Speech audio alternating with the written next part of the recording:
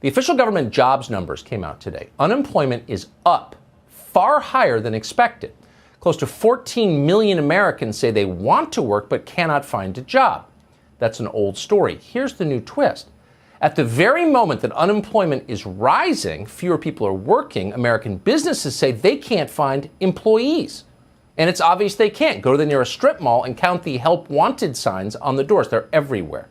Restaurants are closing because they can't find anyone to hire, so are manufacturing plants. And some businesses are having trouble hiring enough workers to reopen fully. In response, many states are ending pandemic unemployment programs to encourage people to get back to work. People could make more money staying home than going back to work, and you get what you incent. Unemployment benefits should be a safety net, not a career choice. Red state governors are pushing back on federal incentives to not work, with South Carolina, Montana, and Florida all making moves to encourage employees to return to the job. Hey, what's up, guys? Welcome back to Neely by Nature. My name is Neely. On this channel, we talk about social issues, we talk about spirituality, we talk about self-improvement, self-actualization, and so much more. So if any of those topics interest you, please remember to hit the subscribe button and support your girl. Thumbs up this video if you enjoyed it, and comment below. I love hearing from you guys. So on today's episode, I wanted to talk to you guys about why people don't want to work anymore.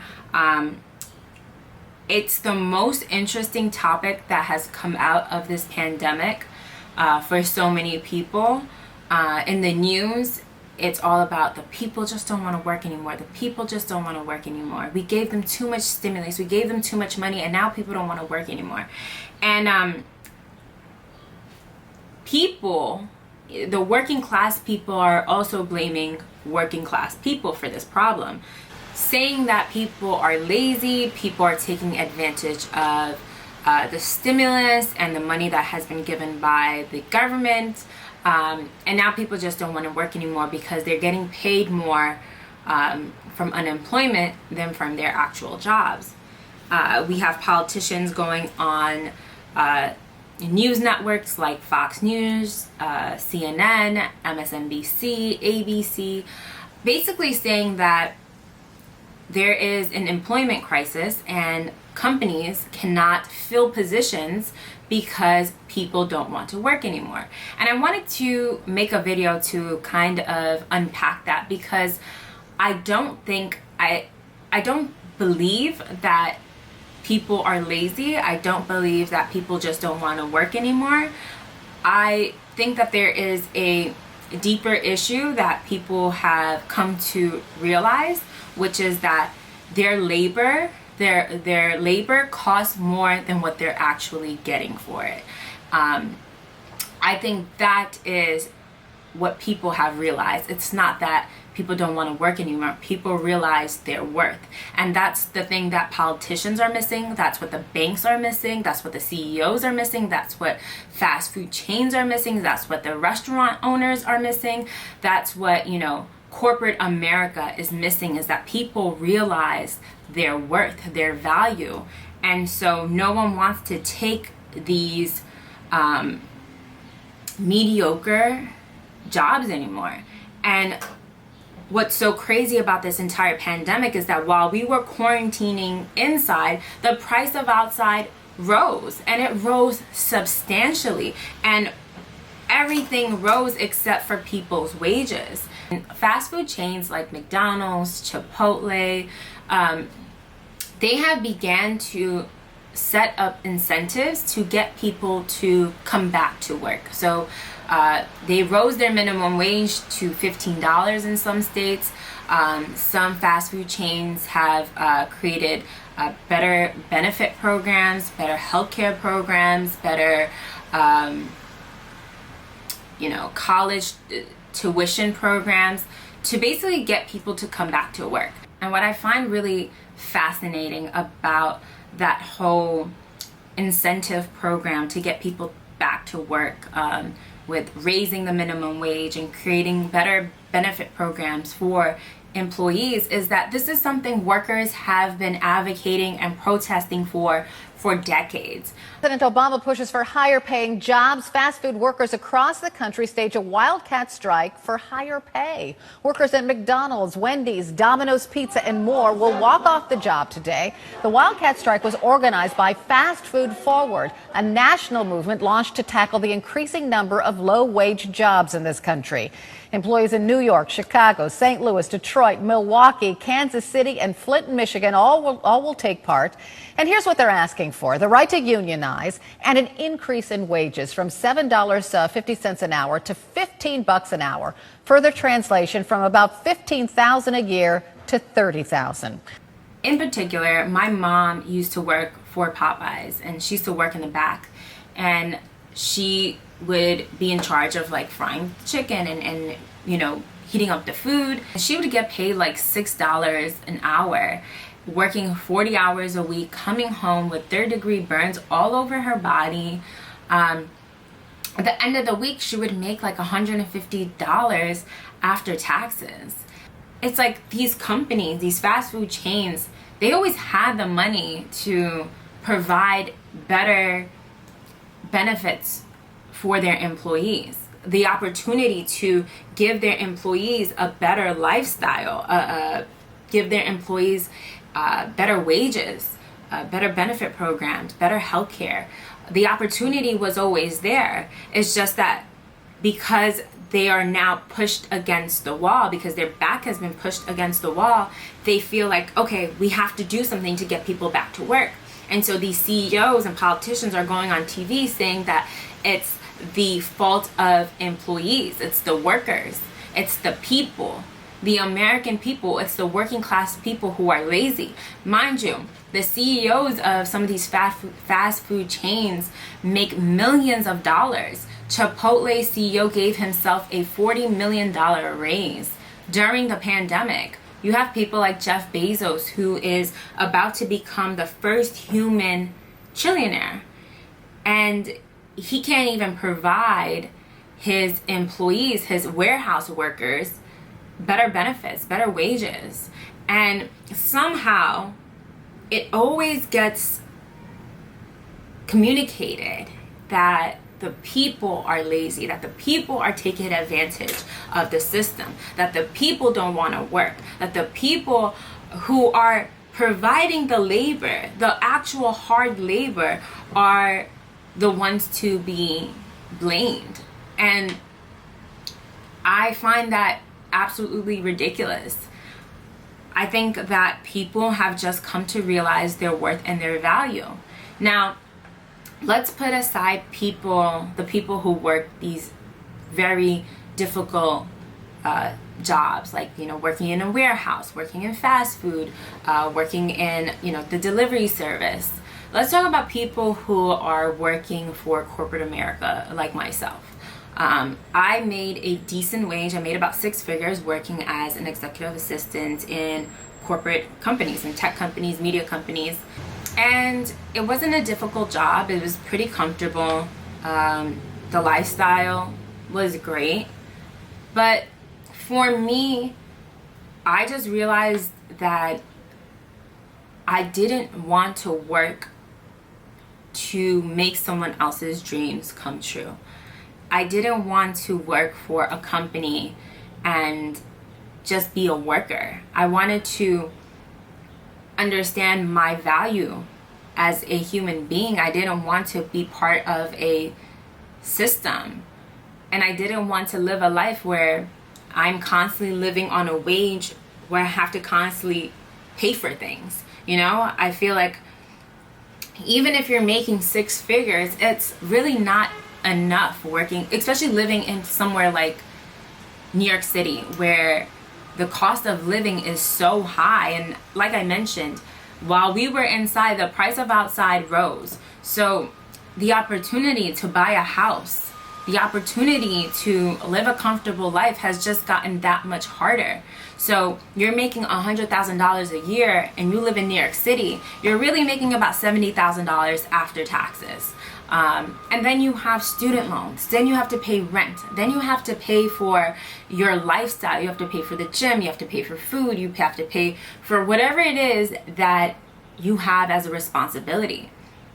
And I realized that I wasn't living. I was working 40 hours a week, but then you factor in the 2 hours or 3 hours of transit time a day, right? 3 hours in transit, you times that by 5 days a week, that's 15 hours on top of the 40 hours you're working. And then say if I worked out every day, which I did, I worked out every day for an hour. I went to, yoga every day. So that's another 5 hours. So you're already looking at, 60 hours a week. And now you have this short period of time when you get home to, take a shower, to clean the house, to cook dinner, and you're just tired. You're tired after you come home, after you get off the train, and all you want to do is sleep, and then you have to wake up and do it all over. And you have really 2 days out of your week to relax, and you don't really have time to actually relax on the weekends because you have to take care of your home. You have to do laundry. You have to make time to cook. You have to make time for family. You have to make time for friends. You have to make time for yourself, for your mental health, for your well-being. And you realize that you didn't have any time to actually relax. You didn't have any time to actually ask yourself, what are you doing with your life? What is your life contributing to the greater good? You didn't have that much time because you're just like on a roll. You're just constantly working and working and working. And when you're in that like that hamster wheel of life, and you're not taking time to stop and smell the flowers and take time to really just be in the moment, you kind of end up just robotic. And that's how I felt during the pandemic when I was reflecting on my life, is that I have been working in corporate America for like 8 years. And yeah, there was some great perks, you get free lunch every week and once a week or whatever. And there's some snacks in the kitchen, and, there's, happy hour or whatever. And then you have sometimes team lunches, and those are really great, perks of working in, tech companies and startups. But there was something else that I was asking myself, which was, what is my purpose? What is my purpose here? Why am I living? Why am I here? And am I living the life that I dream of? And when I started to think about the amount of hours I work, the amount of freedom I have, when I thought about my bills and my expenses, when I thought about the life I wanted to live, I realized that there was this huge gap between the life I wanted to live and the life that I was living.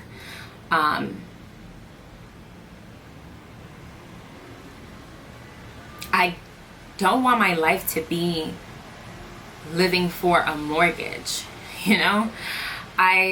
I want to buy a house one day, but I don't want a fucking mortgage. I want to buy my house and buy it. I want to have more than enough money so that I can have financial security for not just me, but for my family. I want to create a secure lifestyle for my family. I talk to people who are in my age group, and some people's goal in life is to be a landlord. And I find that crazy. Like, that is what your goal in life is to have a job and be a landlord, because we realize that there's money in owning home and renting it out to people. But the truth is, if a huge company like a hedge fund or a realtor company, they wanted to buy up all the houses on a block, they could just pay everyone on that block and say, hey, you got to move out. It doesn't matter if you own the home or not. And you can try to legally fight that battle. But if you're a working class person, how can you go up against $1 billion hedge fund or $1 million hedge fund? You just wouldn't have the means to fight a company like that. The future of America is a renter's market. And that's where we're headed as a group of people. And I think that people are realizing that. that people just don't want to work making the bare minimum, making six figures, but in actuality, you don't have a lot of power. Financial security is something that we all strive for. You want to make sure that you can live a life where you can send your kids to a really good school. You can raise your family in a safe environment. You can, take care of your healthcare bills, especially in a place like America where healthcare is fucking costly. But you want to make sure that you have the means to take care of any random problem that comes up that requires money. You want to make sure that you have more than enough, and you're not going to sink into debt because of that. And you don't have to refinance your home because, God forbid, your partner or your child gets sick and has cancer, or you have to send your kids to school, or you don't have enough money to retire. These are actual problems that have surfaced since the pandemic, where people are like, am I really gonna be good with just a 401k? Like, no. You're making six figures a year and your company is not even providing you with a better retirement plan. All you're getting is a 401k. And can a 401k really hold you down? Probably not. My dad and his friends who work for unions actually are retiring with a pension plan, which is so much better than a 401k. And so many of us don't have jobs that provide pensions. It's just something that's somewhat of an anomaly right now, to have a pension and to be a young person, unless you're working for construction. But working in corporate America, where it's actually possible to provide that to employees, companies are just choosing not to, and they're getting a 401k plan. So what I'm trying to say is that I don't think that people are lazy. I don't think that people just don't want to work. I think people have realized their value. And so many people went back to school. So many people started their own business. So many people decided to get better jobs that pay better, that give better benefits. I think people really started to look at their options and realize that they didn't have to live a life where things are so robotic. The thing about losing your job is that trauma ensues after losing your job, right? It's a traumatic event to lose your job. And if you lost your job during the pandemic, you probably were freaking the fuck out because, at the height of the pandemic, it felt like the world was gonna end. The world was actually like collapsing in itself. People were dying everywhere, especially here in New York City.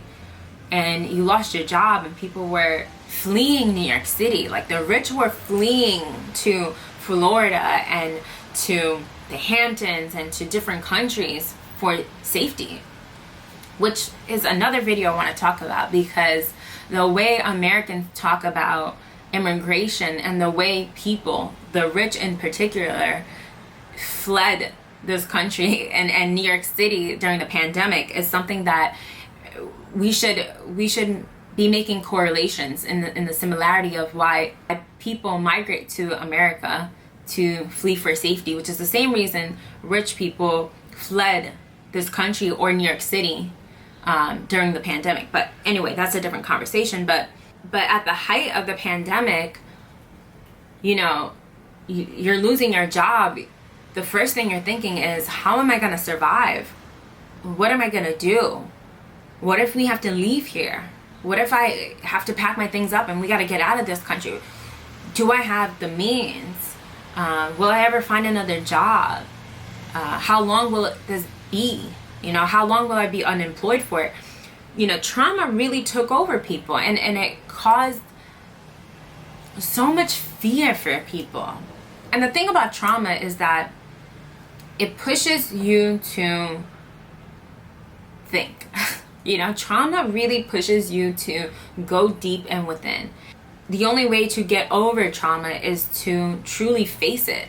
And people had 16 months to face their trauma, to face all that they've been ignoring about their lives, all that they have been ignoring about their potential.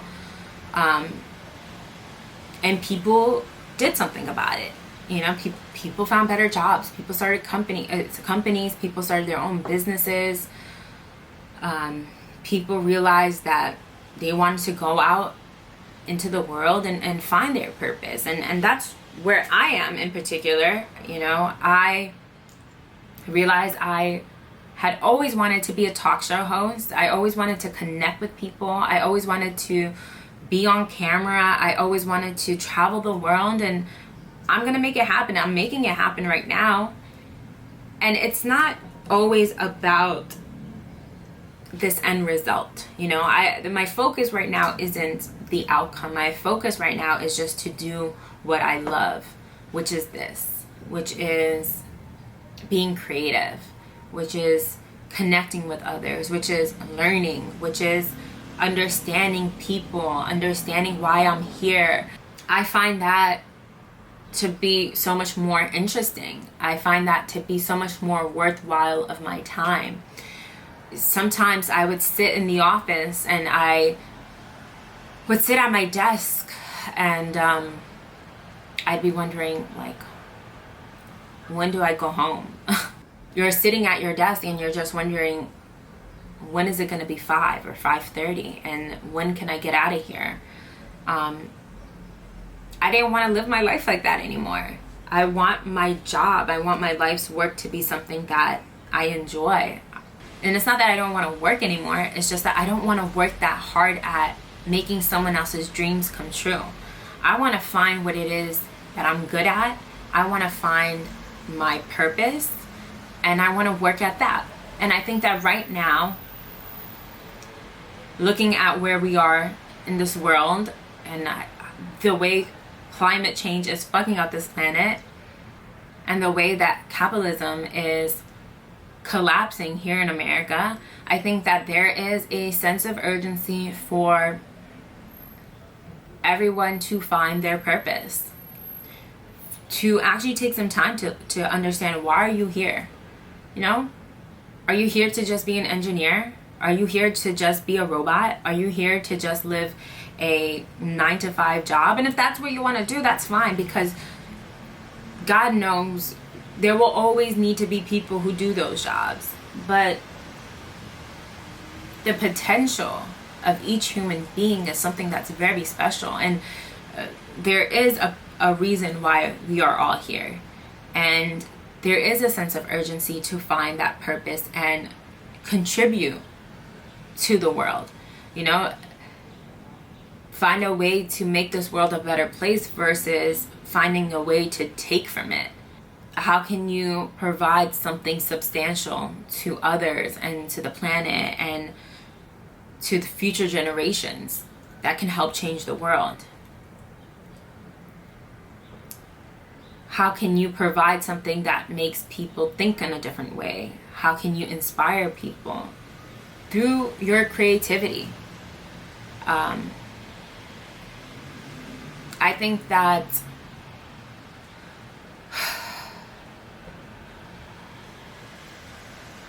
God is within all of us, and when we're creating, we are matching God's energy.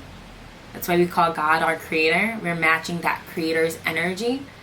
And so I think that millions of people have tapped into that power, and that's why we feel so much of this energetic shift happening in the world. And you know, I've talked about this in one of my previous videos where I said that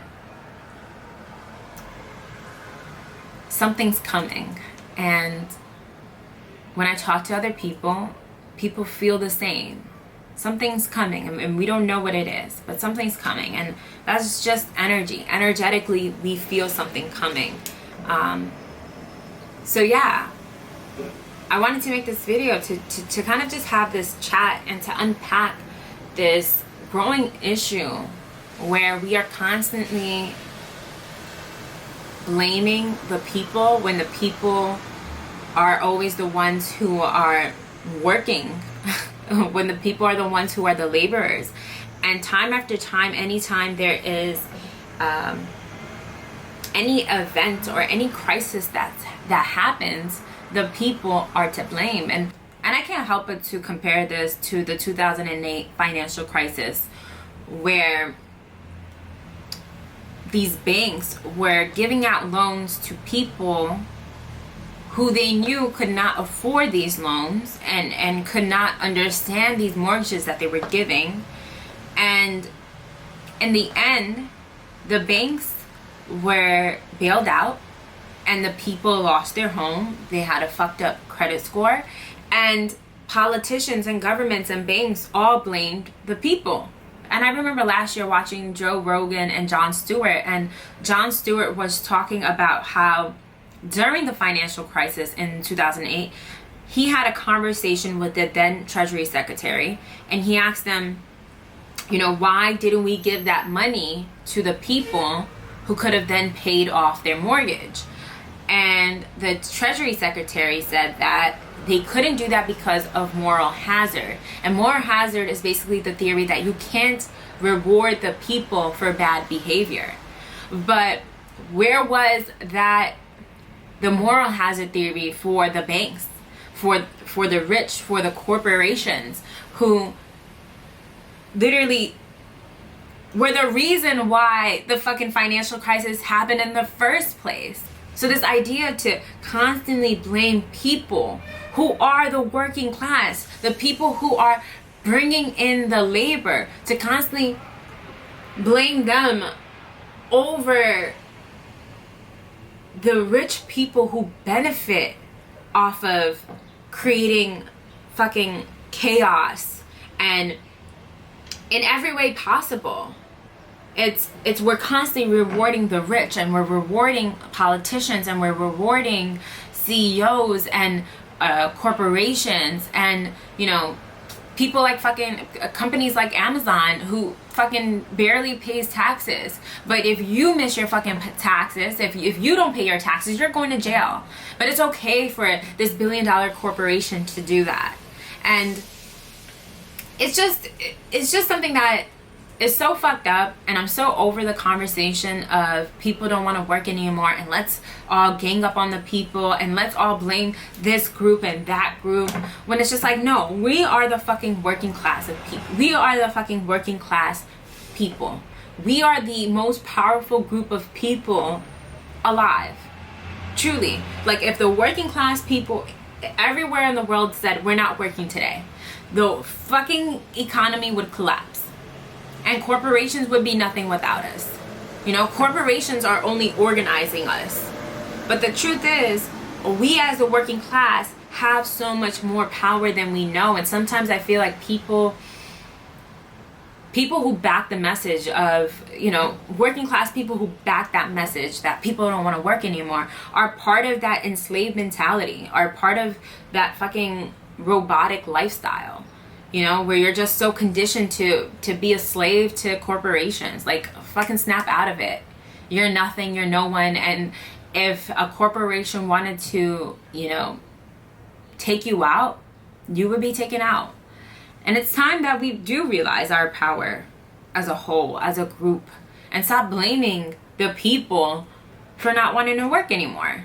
I think it's ridiculous. And I'm over the conversation, and I'm ready to take anybody out who says otherwise. I mean, if you feel otherwise, you know, hit me up in the comment section. I'd love to hear from you guys.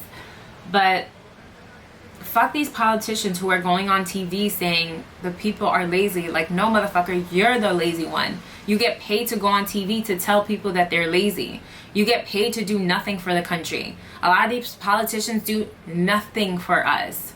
You know, there's only a very, very few who actually do shit for the people. But a lot of these politicians are always trying to line their pockets. And you can tell by the ones who are getting paid by lobbyists and the ones who are not, the ones who are deciding to not take money from, you know, lobbyist groups and truly trying to just help the people. So fuck these politicians who are going after the people.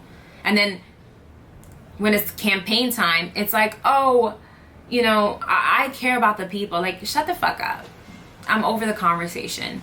I would love to hear what you guys have to say about this topic. I'm genuinely interested in what people think about this whole situation, about this employment crisis, about the future of America, about the future of the world, of the economy, the renters market that they're talking about. There's a lot that this country is headed for, you know, and I'm interested to know what's going to happen in the future when the stimulus ends, the unemployment benefits ends, when the mortgage moratorium ends, when the student loan moratorium ends. I'm interested in knowing how we as a society pick up after that, especially after the price of everything has seriously rose. And our companies thinking about